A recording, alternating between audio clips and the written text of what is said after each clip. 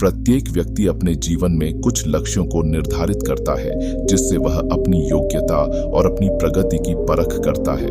यदि लक्ष्य हासिल नहीं होते हैं तो वह अपनी कमियों को देखता है, उसमें सुधार करता है और फिर उन लक्ष्यों को हासिल करने की कोशिश करता है।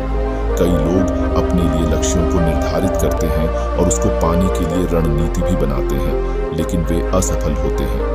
जागरण अध्यात्म में आज हम भगवान बुद्ध से जुड़ी एक प्रेरक घटना के बारे में बता रहे हैं, जिसमें आपके लिए एक संदेश है।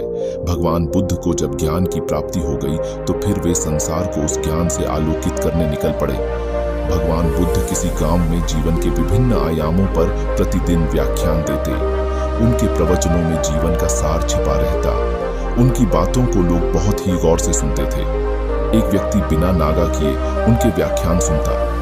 काफी समय बीत जाने के बाद भी उसने अपने अंदर कोई विशेष बदलाव नहीं पाया है।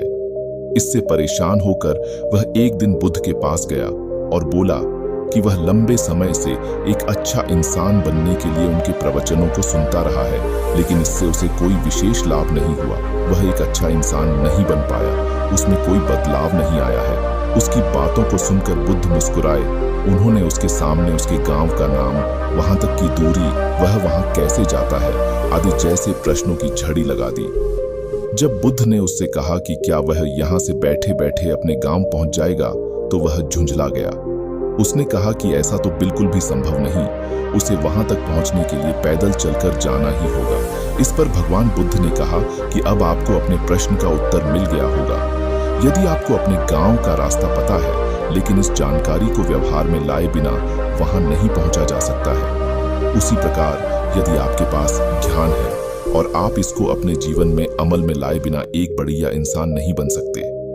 ज्ञान को अपने व्यवहार में लाना आवश्यक है। इसके लिए आपको दृढ़ निश्चय के साथ निरंतर प्रयास करना होगा।